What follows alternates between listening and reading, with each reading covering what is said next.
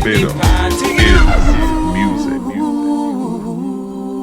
Hey, happy 50th Independence Anniversary celebrations, guys. Welcome to the first in the series of programs, Barbados Is Music. I'm the Admiral, and with me is Carol Roberts. Thank you so much, Admiral, and so glad to be with you. Well, Barbados Is Music is all about our local music industry over the past 50 years. We're going to be telling you over the course of the next 4 programs about the artists, the venues, the promoters, the trends, and of course the music. After all, Barbados is music. Yes, in-depth stories of those who would have contributed to the musical landscape in the past. Now, let's also look at the venues. We are standing inside one of the most popular venues throughout the history of music. Yes. That's right. We are in the, well, it was After Dark, then it was the Old After Dark, and now it's called the Old Jam Inn. But if you walk around this venue, all of the memories come back. It's still dark, for one. For sure, for sure. And of course, the famous bar, the Long Bar, is right behind us. But we're going to leave After Dark, and actually Admiral is going to take you on a journey that started where? Yeah, the law school. Square One. That's right. The Square One story coming up.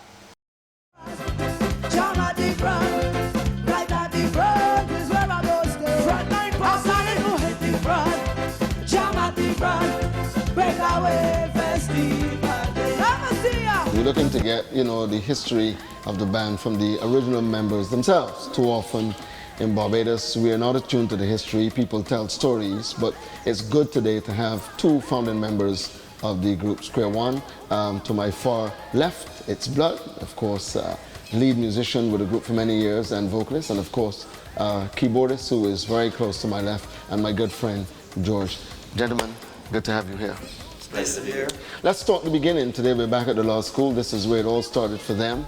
And I was excited to come here today to find out exactly what was it like then in the beginning. How did it all started for you guys? It started when Mr. Matt Kingle came. And you should hear what she tell he, what she said. Any entertainment before was more like the cadets and that sort of stuff. Right. So, but when Matt came in 80, he actually sent out notice for any students who might be interested, who might have talent, be it in sports, be it in drama, dancing, acting, music. In fact, before coming to Lodge School, I was at the St. Giles Primary School, and I mean there is where I started doing music. I played the recorder in concerts there. I acted, and my grandmother made my costumes and that kind of stuff for me. So it started from way back, even before he got in the lodge. No, honestly speaking, he came from a musical background. He was singing and choir and stuff. He knew nothing about music.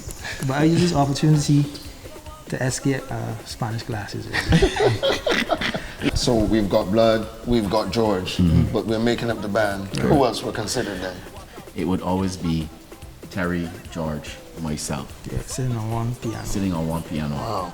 So we've got a group of guys together who clearly got this concept of musicianship and band in mind. Where are you going to move from the transition of being at school to the wider society? When did that begin to happen for you? It kind of happened where I was kind of like a public figure where I started doing the tents even while I was in school. And Sport Billy, exactly. I just tie out me Billy Goat on a Saturday. I just sit until Billy Joel on a Saturday. I just watch Billy the Kid on a Saturday. And if things continue so, they got me soon on a Sunday. And then I cannot watch Sport Billy. So the name was there as Blood. Then after leaving school, George hooked up with the Country Theatre Workshop, and he was drumming with them. The necessity came for a band to do some fill-in work. Patrick Cobham, being the manager of Country Theatre Workshop, asked George to look for musicians. I was still around the teen talent competition, and while at rehearsal, Paul, who had entered the competition as a singer, took the opportunity to play some bass while the band was taking a break. I approached Paul, and Paul said, yeah, he's interested. That same evening, Shaka Riley was there. Riley was there. I thought, this guy sounds really good. He was doing like Earth, Wind and Fire. And I quickly asked him, and he said, "Yeah, man."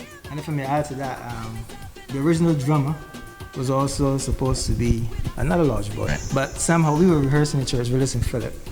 And I tried to catch call a Savannah or Society bus, and he called a BFU bus. Now there's no way that he could get to church Willis on a BFU bus.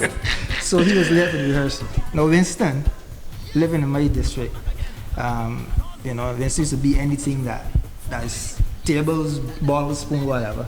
So Vincent got off a bus on his way to the supermarket and got called into filling for the drummer who got lost. And he never left. Yeah, the drummer lost his job.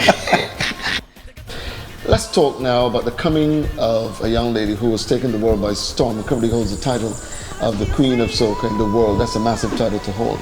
Thunder, thunder, roll that thunder. Every hearty shake your body, wine and proper. Thunder, thunder, roll that thunder. Like a propeller, spin round the bumper. How was that union formed? I went to a picnic down Folkestone, and this young lady, not Alison by the way, a friend of Alison approached me and said, "Hey, I have a friend over here, and she says she thinks she knows you. Are you Youngblood?" I said, "Yes." "Okay, well, she loves you and she wants to meet you." So that's where I met Alison, and we became friends. That was it. She loves you and she wants to meet you. Yeah. Are you sure? As an artist, yeah. Oh, as an artist, for the record. All right. For the record, right? Yeah. I remember Alison being extremely shy. I mean, incredibly shy. To the extent that Alison would come on the stage and hide behind the stack of speakers. And he used to do a little, go to the fact. Well, did your big hit, Ragamuffin, come natural? And maybe we would want to expound on that a bit. Mm-hmm. Yeah, I think that came very natural. Although friends and fellow musicians, there was always a rivalry between, as far as the fans were concerned, between Krosfyah and Square One. But then Krosfyah had this monster album in 95 with Pump Me Up. Yeah. And I think we all basically said, we ain't going down so.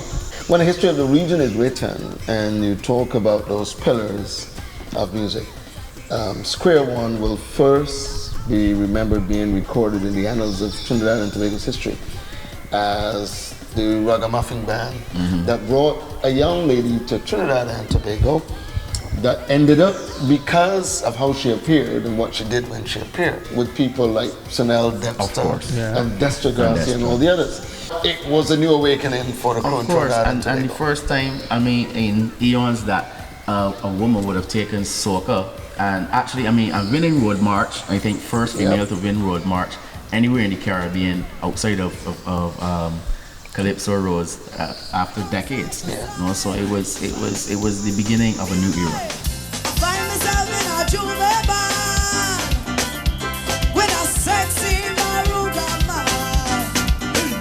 Can't remember the husband name. Could not remember the husband name.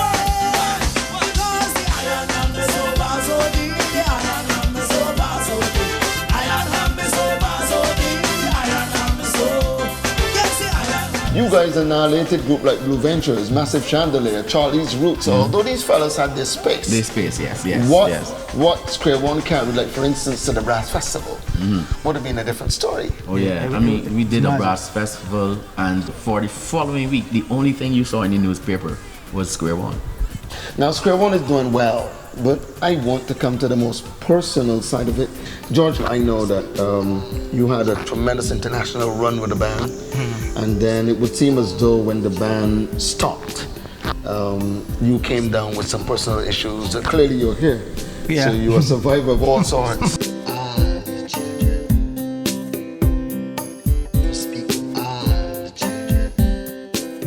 You get thrown into an unexpected or unplanned zone. And in my case, mine was serious health challenges, which was extremely expensive to take care of.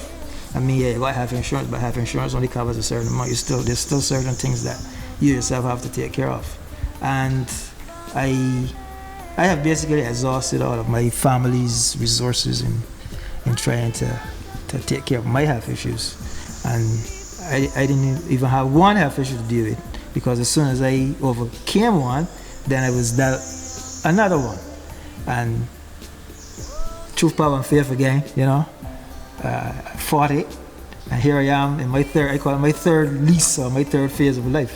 And I believe that in the end, I will be able to achieve my goals, and my goals being here to take care of myself and my family, and make sure that, you know, the next generation is off to a better and more solid start. And for instance, none of my kids have never seen me perform live, but they will be there on that night. Each band will bring an interesting and different concept to the stage. Obviously, the fans, I know you're laughing, but the lines are drawn, people. And it has always been like that. You know, the fans are going to look to see which band brings their best A game. Well, it must be something else, you know, to be touted among the very best bands in Barbados. It's a situation that goes down in history. When you look back at all the work you've done, this show is almost like a thank you to Square One for the wonderful discography of music you've had over the years.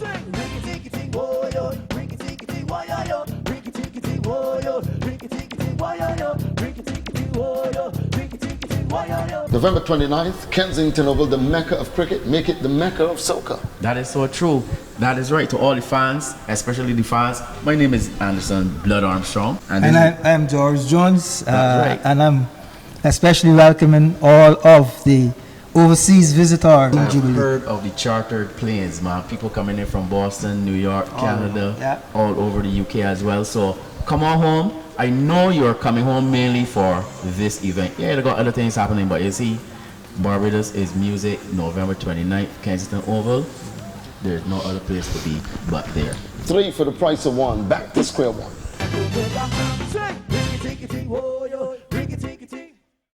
It's an explosion of music like you've never seen. It's the best of Barbados at 50.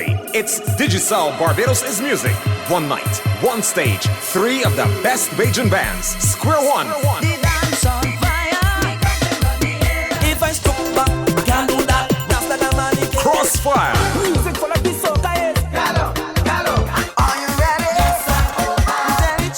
Coalishun. Ready to get on bad. Yes. Ready to mash up the yard. All together for the first time at Kensington Oval on November 29 for a once-in-a-lifetime performance. It's hit after hit after hit. It's Barbados Is Music. When you think Barbados is music, or you say Barbados is music, and then you begin thinking, bands, popular bands, you've got to think Square One. And because we're in After Dark, it was just like simple and obvious for us to have a chat with the Queen of Soca. Not only the Bajan Queen of Soca, but the Caribbean Queen of Soca, Alison Hines. Hello, Alison Hines. Hi, Carol. How are you? I am very, very good. Queen of Soca for how many decades now? This is what, my 30 goodness. years? That must be. It has to be close to that by now. Look back at the young girl on that album. Remember the album I'm talking about? The album in the exercise gear. Yes. That and was tell the man. that young girl something. I will tell her, you have a bright future ahead of you, and success that you could have never dreamed of is going to happen to you. Because that young girl wasn't thinking movies and social causes and performing for royalty, was she? No, not at all. Not at all. What was she thinking? She was thinking, I just want to be able to perform. I just want to be able to sing. I want to do it to the best of my ability. I want to sing. I think music has always been a part of me, even as a kid. I was always coming home from school, and I would tell my mom, Mom. Which school was this again? This is when I was in England. Okay. This is when I was in England. Primary school. It was actually New City Junior School. And I would come home from school and I would tell my Mom, I have this song I need to sing. And she would stop whatever she was doing and I would sing it. And so she knew. Yeah. She knew from a very, very early age that was my passion. Did you ever have a conversation with anyone saying, I'm thinking of going into entertainment, but I'm not too sure. What do you think? Did you ever had any of those conversations? Blood, Anderson Andy, Armstrong. yeah. And that was after we became friends, because I watched and, you know, and saw what he did and, you know, had a little crush and all of that. At that time he was a little... And we're not editing that That's part. all right. Okay, That's cool. okay. That's fine. He Okay. knows. And so I made it my business. I was like, I'm gonna go meet him. Yes. And we did, you know, became friends. And I expressed, actually what happened was we were talking on the phone. And we were talking about singing and so on. As in true form, and he was like, sing something to me on the phone. Wow. I'm like, what? Sing something to me on the phone. I want to hear what your voice sounds like. So I chose a song. I chose Overjoyed by Stevie Stevie Wonder. Wonder. So I sang that on the phone. And he was like, yeah, you have a really good voice, and this is on the phone. And so he was the person then that entered me into Teen Talent. I wouldn't have done that by myself. I was too shy. Let's talk about the sexiness factor. We can't not talk about the sexiness factor. Is it different? A sexy Alison Hinds, you're married, you're a mom, you're older, you're wiser, just as good. Are you a different sexy than you were when Square One was just starting out, or around Faloma Ding Ding Ding? I think I am. I think, you know, it's definitely it's a mature sex. It's not so mature that It's not fresh. there you go. Right. There you go. And I'm always checking to see what's happening on the scene as well, because there are other women on the international stage who have kids and are married, and you know, but they're still able to be sex symbols and still, you know, having guys falling out and girls as well.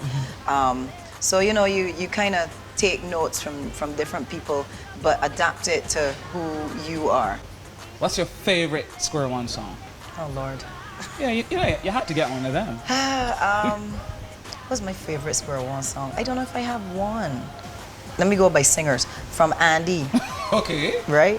From Andy, one of my favorite songs from him is actually Rinky Tink. Me too. From Cecil would be Mannequin. But one of the covers that he used to do really, really well was Reasons. Oh. Yeah, he did a boss job of Reasons because his falsetto voice is amazing. From me, Lord, I don't know. I don't know that song.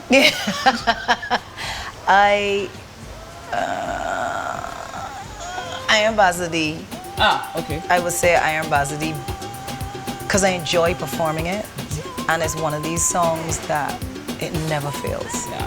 Never ever fails. It can get a fat started, Absolutely, revive the fat, and close down the fat. There you go. Right. There you go. Definitely.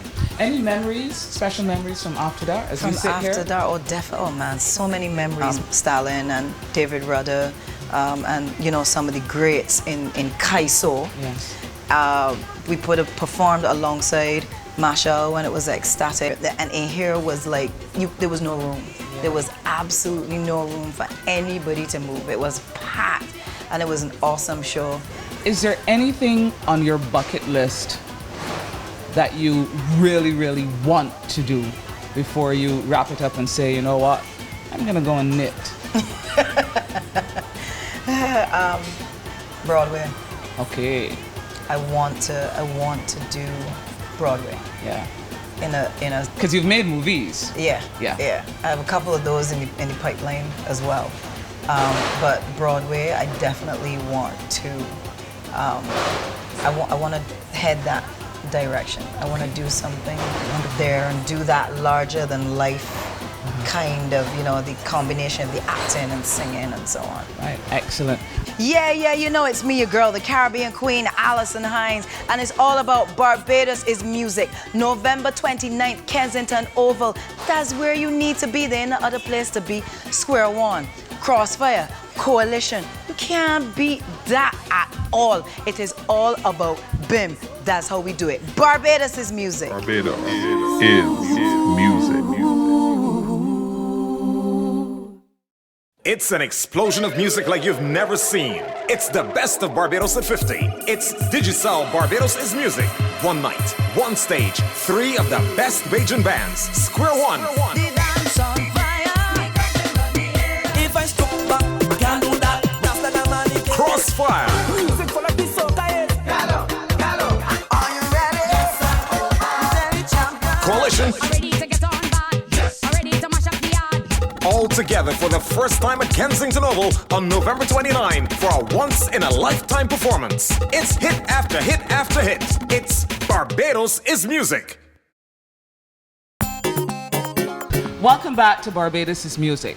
We've just left After Dark. Now, back in the day, on one side of After Dark was the shipping, and on the other side was... One of the finest establishments, of course, in this area, this highly marketed tourist area. We would know it as Reggae Lounge. We would know it as Limers at one time. The backyard. And there was some other names, the Backyard. backyard, right? The guy in the middle here is the entrepreneur of this business. His name is Herman Maloney, and he has himself an incredible musical record attached to him.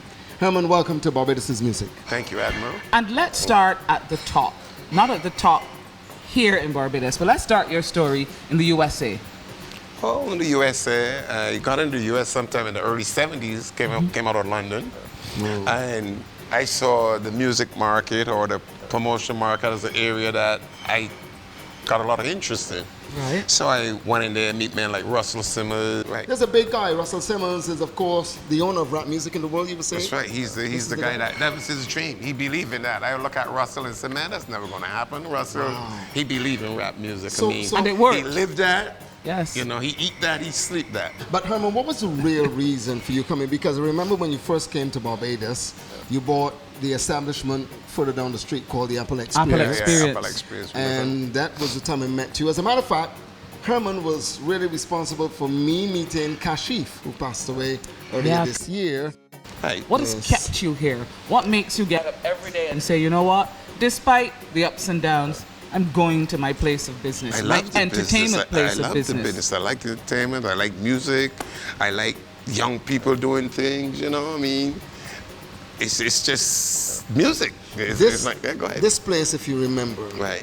was responsible for the likes of Ninja Man. Right. You Ninja. He remember was from the Kid bill. Psych, Kid Daddy Psych, yeah. Plume, Oh, right. All the Natalie, Daddy Plume, Ricky, yeah, right. All these people. No, we used to then we went into perform here like crazy. Square One, Krosfyah, Splash Band, all the bands. Free tickets to November 29th for Herman Maloney. Free ticket for me. I They get to go perform- for free. Well, I mean, after all, you Oh, provided wow. the contribution alone. Thank you. Yeah, this is fantastic. I mean, I took Square One at Allison Hines. We went to Tortola, St. Thomas, St. Lucia, at Crossfire, because I'm a promoter. Now they see these guys perform, they're so good, I call promoters in that island.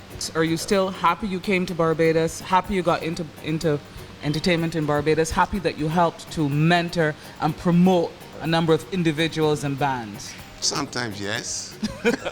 Sometimes no. Why sometimes? Well, sometimes yes, I'm living in the tropics. This is my dream, to come back to the tropics and live like I lived in the US. You know, you make money, you have a good time, but you come back here, you're in the tropics, but I'm not making the kind of money I would make there. So why stay?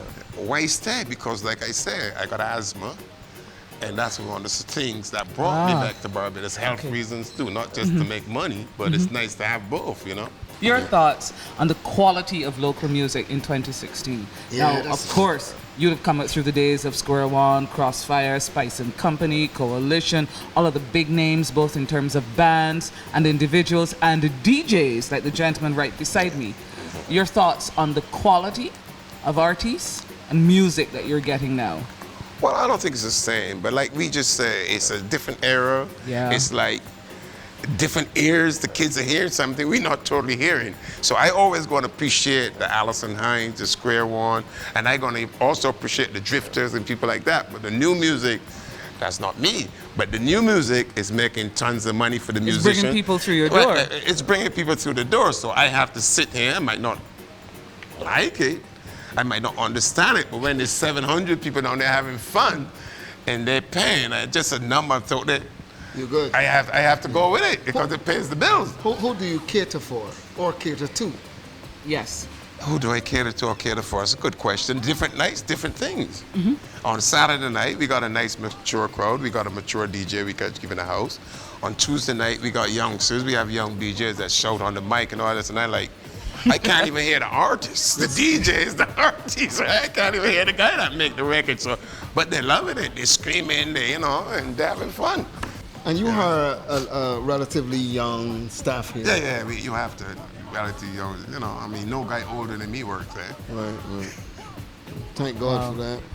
I want to thank you for being here as long as you have. Yes, for, indeed. despite the medical condition, thinking to yourself, you know what, I'm going to go back home and I'm going to make a difference. And it's people like you that we're celebrating as we celebrate our 50th anniversary of independence. People who have just been steadfast and steady despite the odds, who have not said on any given day, you see me, I don't like how this still is looking like today, I'm going back. Because you do have alternatives. Yes. If I knew Russell Simmons, if you knew Russell Simmons, would you be here? Yeah, exactly. You got to ask yourselves that question. You don't answer the phone when you call. Yeah. Jekyll and Hyde, all these Exactly. people, man. To stay here, Yeah. and to put in that work every single day is worthy of commendation.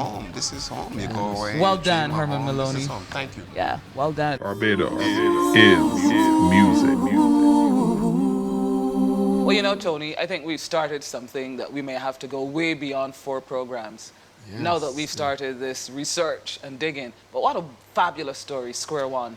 Definitely, it's amazing the level of interest that came out of that, and to hear the stories of these young people who would have started at school. And I hope that it gives the young people of Barbados the encouragement that there can be a nice correlation between education and music, and you can be successful. That's right. And then, of course, the Reggae Lounge story, a trip from the USA to Barbados, and you've been here decades later, Herman Maloney. So, who will be on next week? You gotta tune in with us and watch. Until then, enjoy. Barbados Is Music, November 29th at Kensington Oval, featuring the creme de la creme, Square One, Krosfyah, and Coalition. See you there. At Kensington Oval. A fly and a cockroach wanted to see which of the two of them was a hard seed, so they entered a dancing competition to see which of them was the hardest one. The fly, he came out looking rather cute, dressed a kill in a 3-piece suit. Next came the music getting rather loud. They both received a warm welcome from the crowd. Yeah.